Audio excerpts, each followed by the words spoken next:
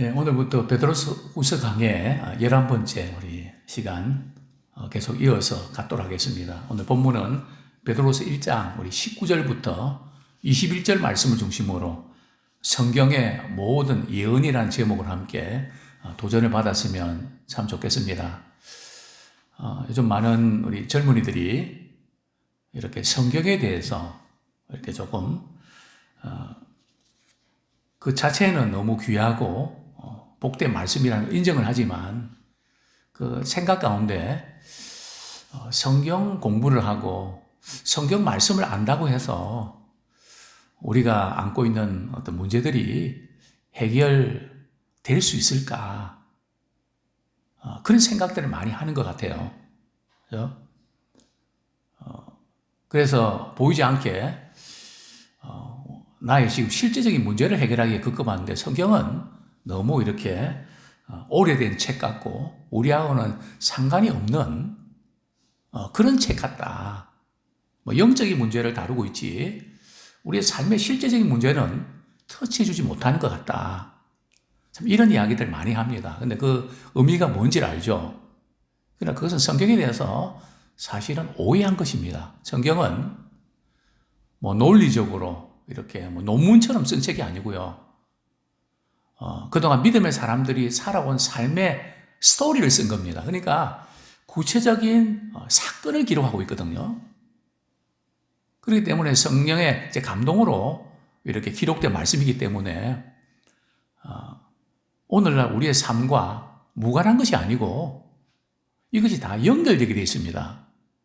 물론 뭐 이렇게 뭐 현실적인 문제, 이렇게 과학이 발전하고 이런 부분에서 그런 어떤 구체적인 케이스에 있어서는 또 답을 찾기 어려운 있지만은 원리적인 부분들은 다 다루고 있고 또 실제적인 부분도 사실 답을 주고 있거든요. 뭐 예를 들면 저는 이제 언어를 공부했기 때문에 언어가 어떻게 해서 생겼나 처음부터 이렇게 뭐 영어, 불어, 뭐 네덜란드, 독일어, 뭐 이렇게 한국어, 일본어 뭐 이렇게 처음부터 언어가 많아졌었나 아니면 언어가 하나에서부터 시작됐나 언어학자들이 오랫동안 연구를 했거든요. 그 내린 결론이 뭔지 아십니까? 모든 언어는 하나에서부터 출발했다. 그 결론에 이제 도달하게 된단 말이에요. 성경은 이미 그렇게 말씀하고 있잖아요. 뭐 이런 많은 부분들이 너무 많을 겁니다. 그래서 저는 상담을 이렇게 하는 목회자로서 또 교수로서 그동안 이렇게 상담을 많이 하면서 뭐 여러 가지 상담 요법도 있고 무시하지 않습니다. 그러나 그분에게 필요한 하나님의 말씀을 전할 때에 그 말씀 한 구절 부딪힐 때에 회복되고 거기 치유의 능력이 있고 거기 답이 있는 것을 보게 됩니다. 그래서 이 성경 속에 하나님의 지혜가 감춰져 있고 보호가 있기 때문에 이 성경 말씀은 나하고 상관이 없는데요. 그게 아니고요. 상관이 있습니다.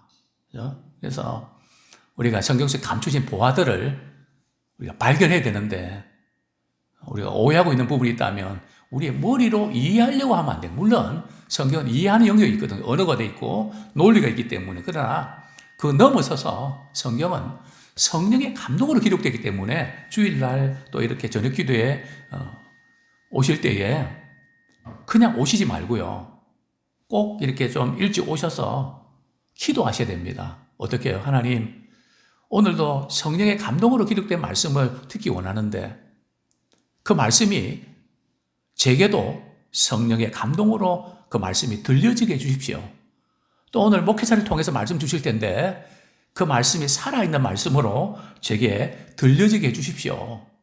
분명히 성경은 살아있는 책이란 말이죠. 다시 한번 우리가 성경에 참된 권위를 회복하는 우리 모두가 되기를 소원합니다. 오늘 본문 우리 베드로서 1장 19절 말씀 어떻게 보면 쉬운 말씀인 것 같은데 참 어려운 말씀입니다.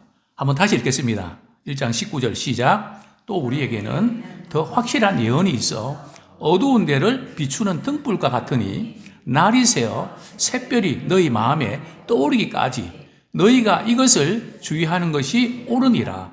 20절, 21절 말씀은 우리가 대충 이해하겠는데 우리 19절 말씀은 어렵습니다. 첫 번째는 더 확실한 예언이라는 게 도대체 뭐지? 자, 두 번째, 어두운 데를 비추는 등불이다. 어두운 데라는 게 뭘 말하는 거고 비추는 등불이라는 게 뭘 의미하는 것이지? 또 세 번째는 말이죠.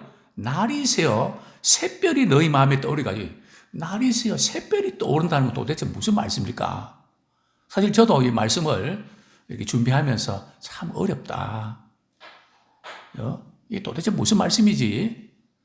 참 고민하고 참 지혜를 구하게 되는데요. 오늘 그 부분을 우리 잠깐 나누면 좋겠습니다. 이게 더 확실한 예언이라는 게 뭘까요? 우리 베드로후서 1장 16절 말씀 우리 같이 한번 읽겠습니다. 시작. 우리 주 예수 그리스도의 능력과 강림하심을 너희에게 알게 한 것이 교모의 만든 이야기를 따른 것이 아니요 우리는 그의 크신 위엄을 친히 본 자라. 당시에 거짓 선지자들이 성도들을 미혹을 했거든요.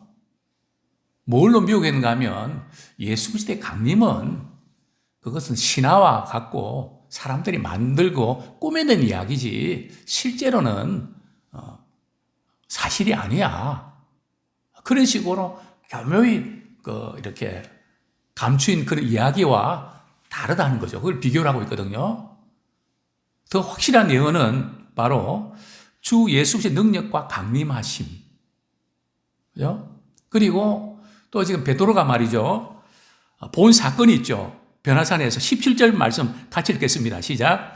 지극히 큰 영광 중에서 이러한 소리가 그에게 나기를 이는 내 사랑하는 아들이요 내 기뻐하는 자라 하실 때에 그가 하나님 아버지께 존귀와 영광을 받으셨느니라.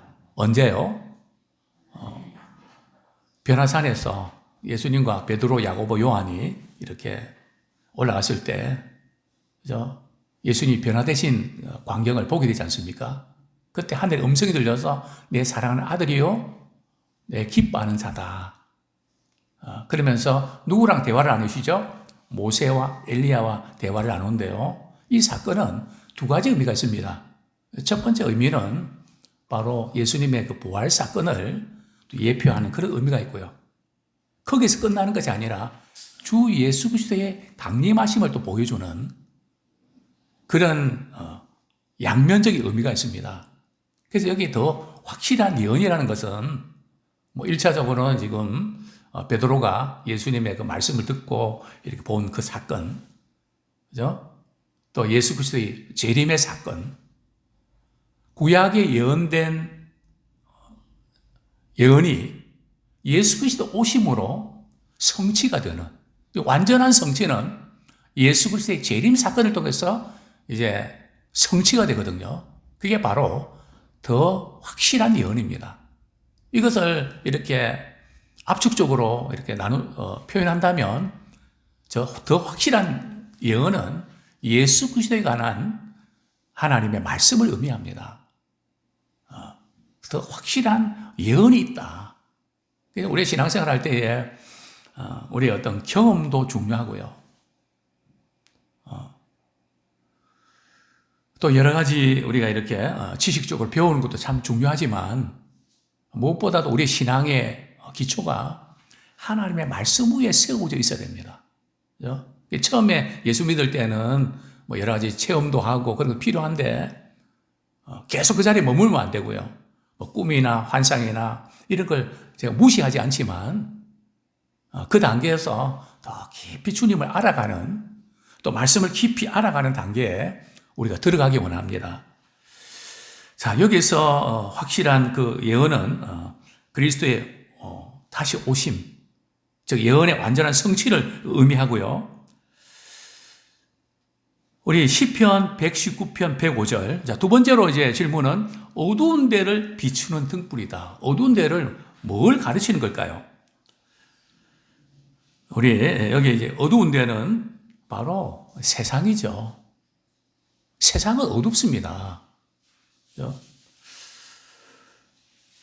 즉 어둠을 밝히는 것은 하나님의 말씀인데요.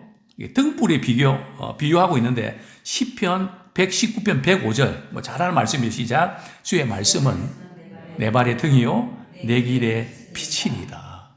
그죠? 주의 말씀은 내 발의 등이고 내 길의 빛이다. 그죠? 세상은 과학이 발전하고 모든 정보라든지 이런 것들이 엄청나게 발전합니다. 그죠? 정신을 차릴 수 있을 만큼 변화가 되고요. 또 제가 아는 또 이렇게 기도하는 우리 하버드대학 교수 같은 경우도 그 이야기를 하더라고요. 우리 인간의 뇌에 칩을 꽂으면 웬만한 병은 다 고친다는 거예요. 이미 개발이 끝났다는 겁니다. 그걸 다 꽂으면 어디 아픈지 딱 발견하고 다 이렇게 치료가 되는 그런 이야기를 제가 들은 적이 있는데요. 어쨌든 참 많은 것들이 발전하고 그러지만 옛날에 비해서 지금 현대를 살아가는 우리에게 있어서 분명히 이야기할 수 있는 것은 마음이 밝아지고 있나요? 마음이 어두워지고 있나요? 세상이 밝아지고 있나요? 세상이 어두워지고 있나요? 물론 조명은 밝습니다. 그러나 마음은 어두워집니다. 이 세상을 비추는 것은 말이죠. 조명이 아니고 과학도 아니고요. 여러 가지 현대 문명도 아니고요.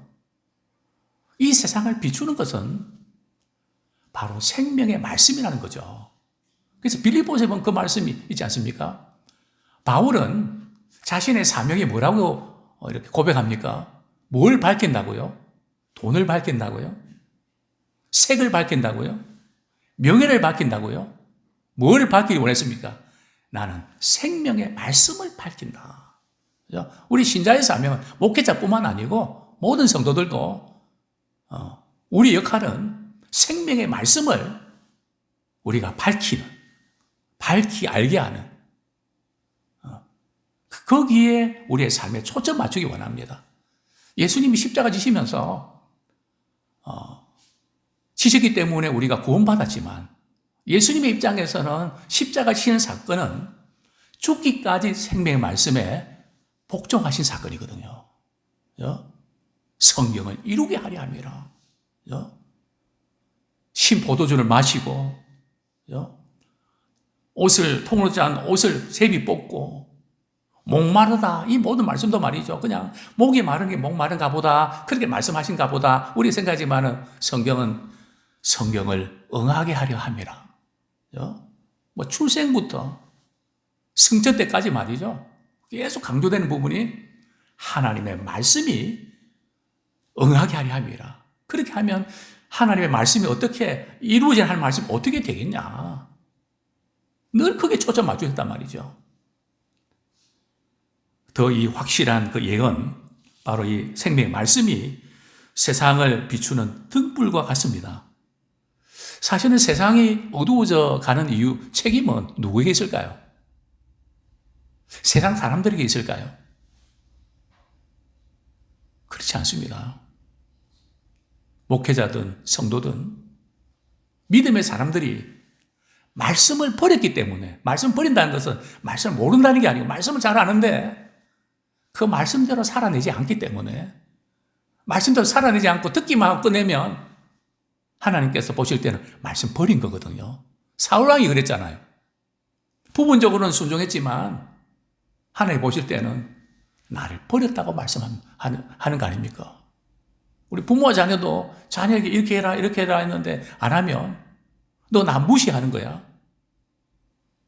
이 버린 느낌이 든단 말이죠. 그래서 우리는 다른 거 몰라도 그저 내 생각하고 달라도 하나님 말씀하시면 제가 그렇게 할게요. 그 느낌과 감정을 좌우되지 말고 하나님 말씀이면 제가 그렇게 할게요.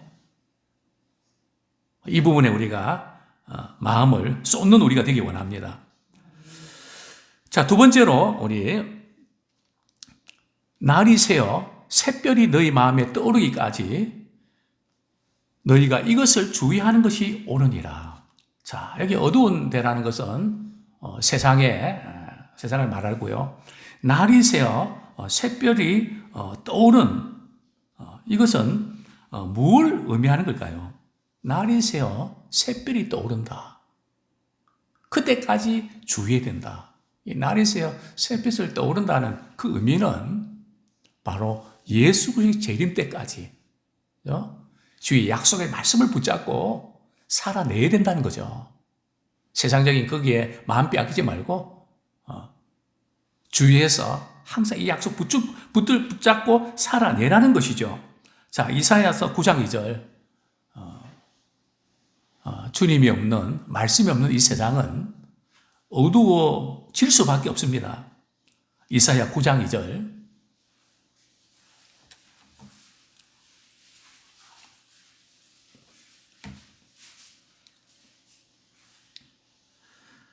시작. 흑암에 행하던 백성이 큰 빛을 보고 사망의 그늘진 땅에 거주하던 자에게 빛이 비치도다. 참 예수님께서 이 세상에 오신 것은 말이죠. 빛으로 오셨거든요. 빛이 세상에 왔을 때 어두움이 이 빛 대신 주님을 깨닫지 못하더라. 그렇게 말씀하고 있습니다. 어떻게 빛이 비쳤는데 왜 어두움이 깨닫지 못할까요? 저는 이 말씀을 분명히 빛이 비치면 어둠은 물러가게 되는데 왜 어둠이 깨닫지 못했을까? 옛날 우리 초등학교 때 말이죠. 등하간제 연습하는 기억납니까? 사이렌 소리가 울리면 어떻게 하죠?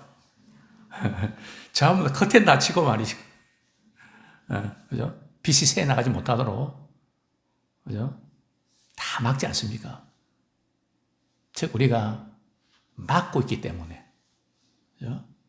빛이 비치지 못하는 편견일 수도 있고, 죄악일 수도 있고, 그런 것들이 막고 있으니까, 그죠? 비치지 못하는.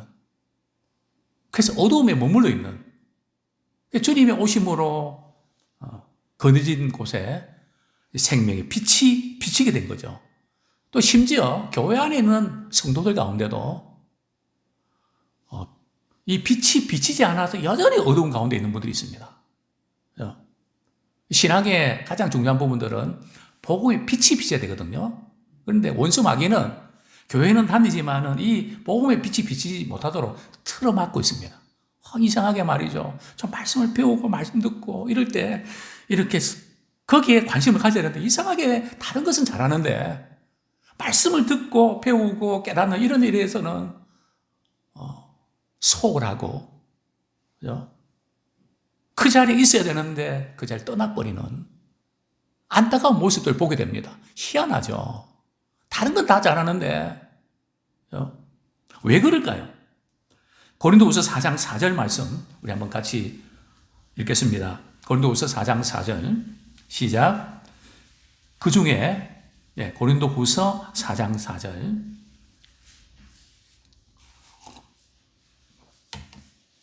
시작. 그 중에 이 세상의 신이 믿지 아니하는 자들의 마음을 혼미하게 하여 그리스도의 영광의 복음의 광채가 비치지 못하게 함이니 그리스도는 하나님의 형상이니라.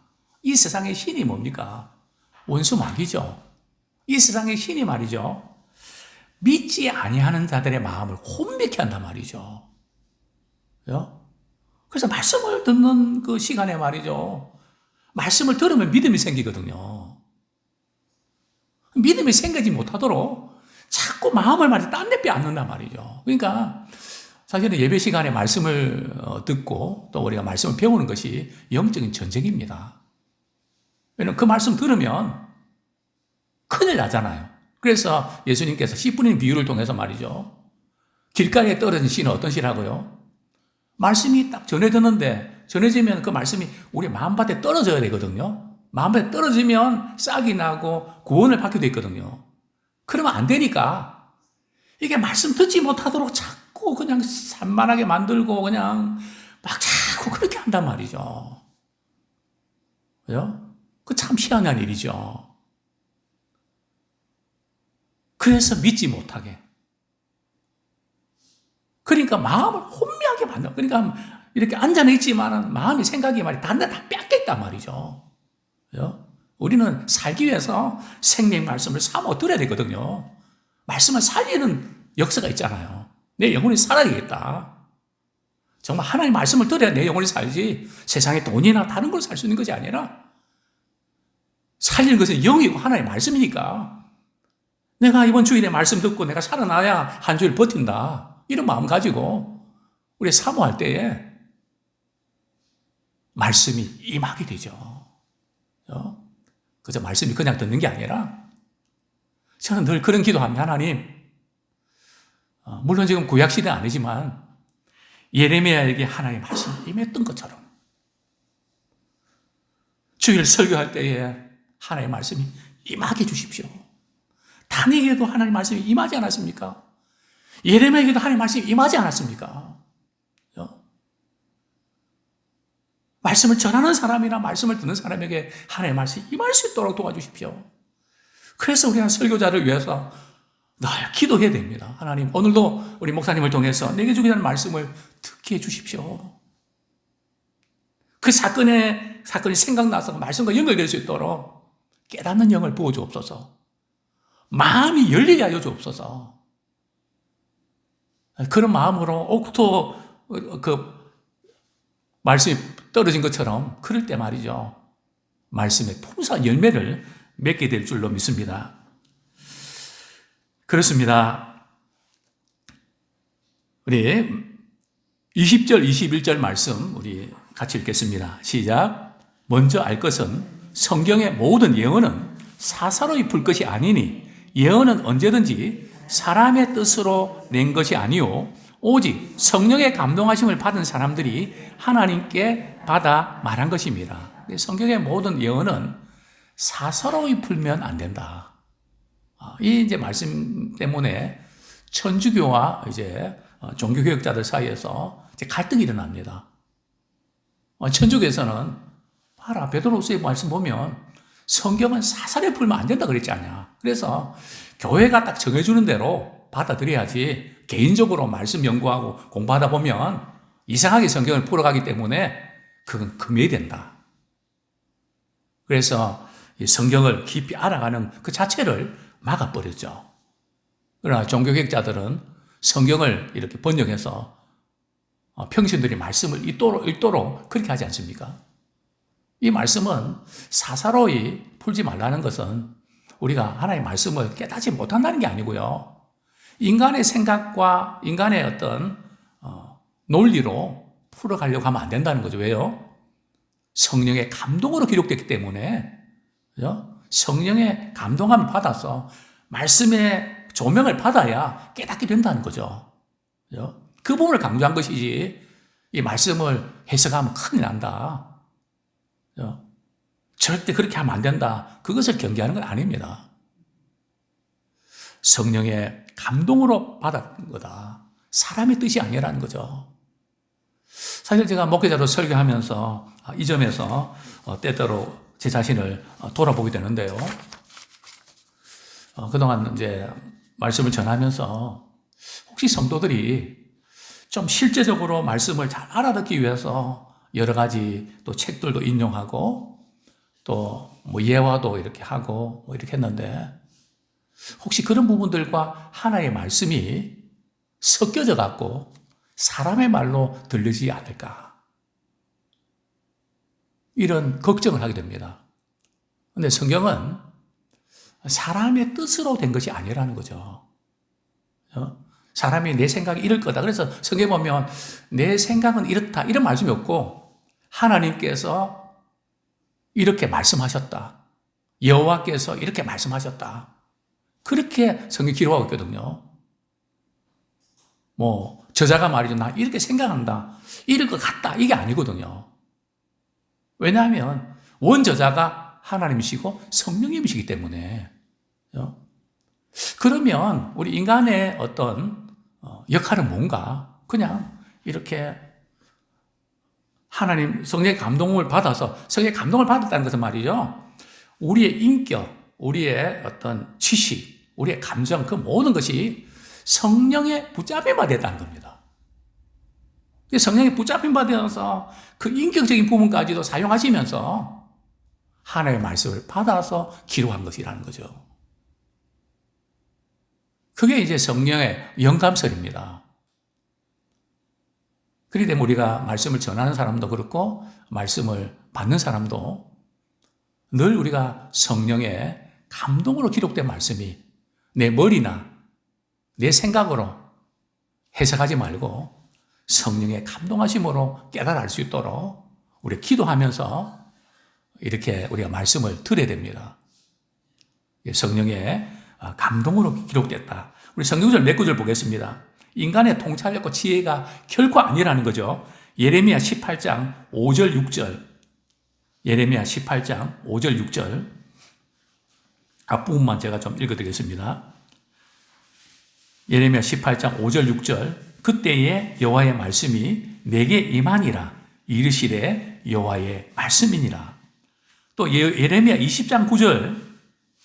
예레미야 20장 9절 보면 내가 다시는 여호와를 선포하지 아니하며 그의 이름으로 말하지 아니하리라 하면 나의 마음이 불붙는 것 같아서 골수에 사무쳐서 견딜 수 없나이다. 예레미야가 하나님의 말씀을 받아서 선포하면 막 사람들이 잡아 죽이려고 하고 막 그냥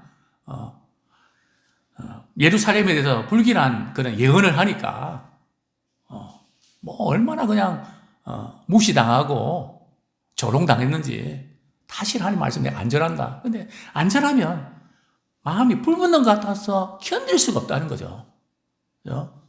우리 하나님께서 그렇게 참 말씀하시기 때문에 이제 말씀을 맺겠습니다. 히브리서 11장 3절. 우리 이 세상을 바라보는 눈이 열려야 되는데요. 이 세상을 바라보는 눈이 열리는 것은 많이 공부한다고만 해서 열리는 것이 아니라 다른 차원이 있다는 거죠. 공부도 필요합니다. 자, 히브리서 11장 3절 말씀 같이 읽겠습니다. 시작. 믿음으로 모든 세계가 하나님 말씀으로 지어진 줄을 우리가 아나니 보이는 것은 나타난 것으로 말미암아 된 것이 아니니라. 믿음으로 모든 세계가 하나님의 말씀으로 지어진 줄 우리가 안다는 거죠. 그죠? 이 세상에는 모든 만물과 모든 것들이 하나님의 말씀으로 지어진 줄을 우리는 믿음으로 안다는 거죠. 이게 엄청난 축복이고 선물입니다.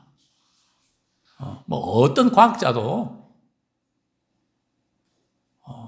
이 세계를 알지 못하죠. 모든 것은 하나님이 지으신 작품이다. 그 우리가 어떻게 알게 됐나요? 믿음으로. 모든 것이 하나님의 말씀으로 되어가고 있구나. 우리의 이 세상의 모든 역사도 하나님의 말씀대로 계획대로 분명히 이루어질 것입니다. 아무쪼록 우리가 말씀의 참된 권위 안에서 우리 주님 오실 때까지 어두운 데서 생명의 말씀의 빛을 밝히는 우리 모두가 되기를 축원합니다.